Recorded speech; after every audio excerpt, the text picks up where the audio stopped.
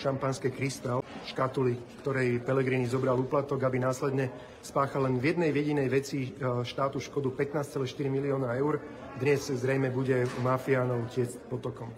Pellegrini po dnešku môže veriť v to, že vlastne už nikdy nebude potrestaný za tento zločin a za ďalšie mnohé, ktoré spáchal so svojimi spolupáchateľmi. Ešte pani prezidentka teoreticky to môže vrátiť, ale ako je rozhodnuté o tomto zákone, chceme sa s vami rozlúčiť. Odchádzame dnes, bojovali sme, bol to boj mnoho týždňový a dosť namáhavý, ale samozrejme sme v parlamentnej demokracii, majú väčšinu, takže nakoniec si schválili to, čo si schválili.